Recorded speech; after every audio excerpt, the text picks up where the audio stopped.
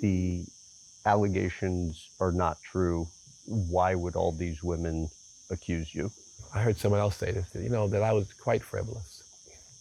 Look, there's a song by Houdini, I'm a hoe, I'm a hoe. 3 different girls after every show. Culturally, we thought that was the right way.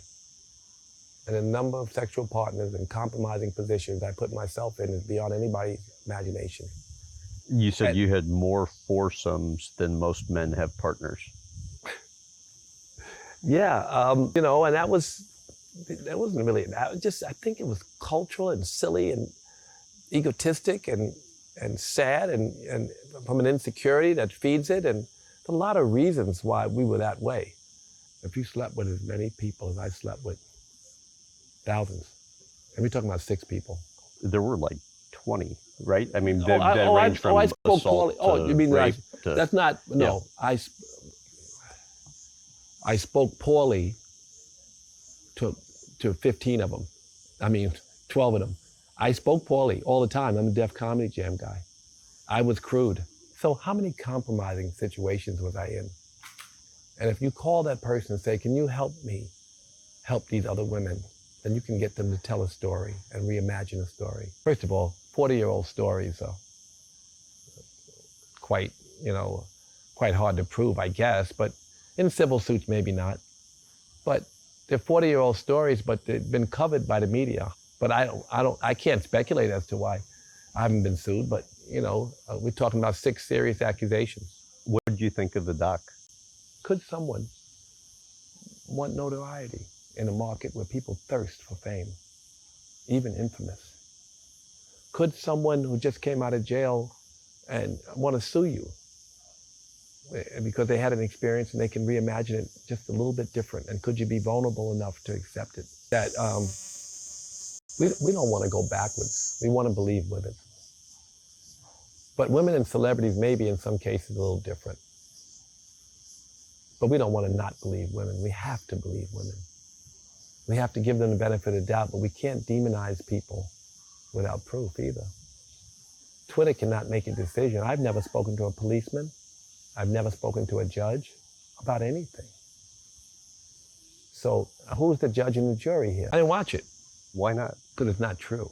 And I think that Oprah said the stories don't add up. Oprah also came out and said she believed the women. I stand in support of these women. I believe them. It was a hard decision because I knew that Russell Simmons had started publicly pressuring me, and that me pulling out of the documentary was going to look like I was being pressured. How do you square the two? Well, I'm saying, well, I've written 4 books. I built a hotel. We have a talent agency that has 300 people working all around the world. And I live in Disneyland, yoga and vegan Disneyland. So God gave me a new lease on life and new things. Also a lot of self-reflection.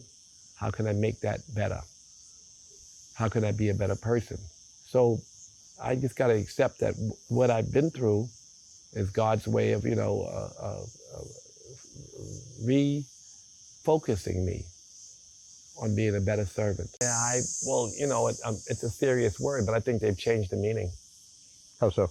Because I've never been violent to anybody. The rape is a violent crime. So it is a very serious. Somebody jumps out of bushes and rapes somebody, it's different, I think. So it's a different kind of recollection. 9 separate, 7 from the chairman of the Polygraph Association. 1 for each of the serious accusations. 1 for when someone said, for instance, I was violent. One person said that. I've never been violent, took that. And 1 for I apologized. I never apologized about assaulting anyone. But if 2 people say it, because one said it and me too, and the second person said it, then I took a test for it. 3 hours per test by 2 polygraph examiners. 1 that I've never done this to anyone and 1 I've never done to each individual. Some people say that they're not accurate, but if they're 94% accurate, I did 9 of them. It's pretty clear that I don't believe it. I even asked well, what if I believe it, but it's not true? He said, your subconscious will get you. I said, I don't know how true that is, but that's what was told to me by the chairman of the Polygraph Association. He was filmed, by the way. talking about this. So there's footage available. No one in the mainstream would cover that. Why do you think that is? There's a narrative. Which is what? I haven't spoken to anybody for 5 years. It's ruined my life. It's ruined my relationship with a lot of everything. All my 5 charities have gone down. I had a lot of work. I had a lot of people I was trying to help. I had a lot of things I was doing. And I've been locked out of it. I don't want this to be the trigger to turn everything around again. At some point, somebody's going to ask you about this, so why not do it in a controlled environment where In the you give your control, are you thoughts? going to Graham? No.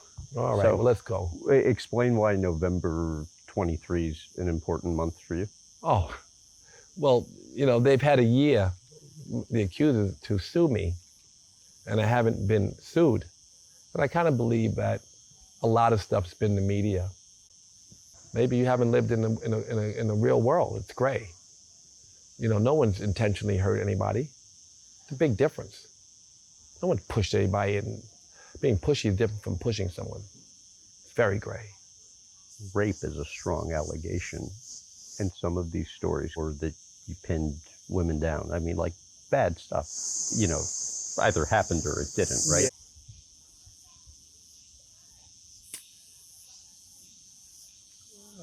My goodness. We all need to learn to be better listeners, all of us. I think that the culture and the climate was different, and the way people interacted was different. And I think to judge 40 years ago as if it was today, we get in trouble. We have to accept where we were and move on and be somewhere else in the future if we don't like where we were. And I think that we're doing that now. And I think that's the good that comes from me too. And, I think this next generation should be more sensitive, and we should have a new way forward. And this is helping us to form a new way forward. It's a great movement. It's done a lot of great work for women. It's sensitized men in ways that they were not sensitized.